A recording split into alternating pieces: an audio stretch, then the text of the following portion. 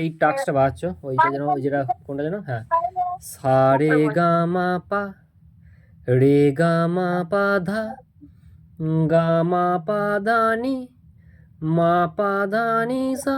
ঠিক আছে, এই যে একদম পুরো ওই রিদিমে দেখো।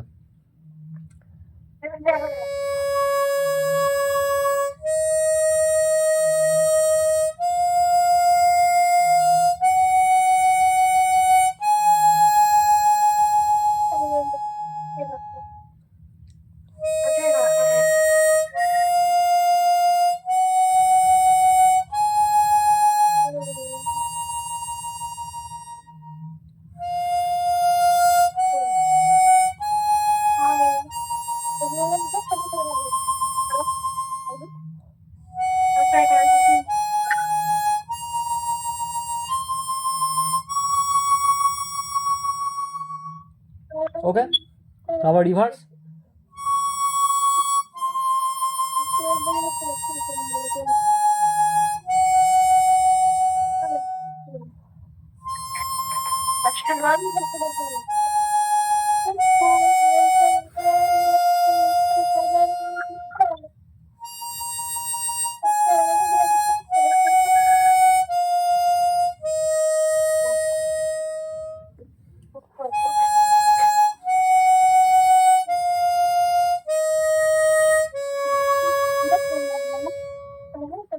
বুঝতে পারলাম।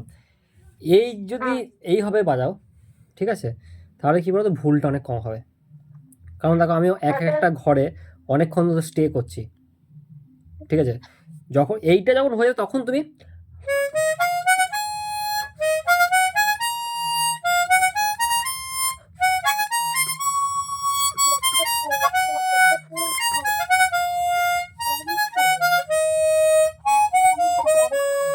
ধরো আমি যে এইটা একটা রিদিম বাজালাম, এইটা তখনই আসবে যখন তোমার আগেরটা একদম পুরো এটা পরিষ্কার ইয়ে থাকবে, দখল থাকবে। প্রথমেই স্পিড করতে গেলে হবে না, প্রথমে কিন্তু ওই রিদিমে বাজাতে হবে, ঠিক আছে, স্লো রিদিমে বাজাতে হবে, তারপরে স্পিডটা অটোমেটিক আসবে তুমি যখন আস্তে আস্তে প্র্যাকটিস করবে। ওকে, এতে কী হবে, প্রত্যেকটা নোট একদম পরিষ্কার আসবে একদম।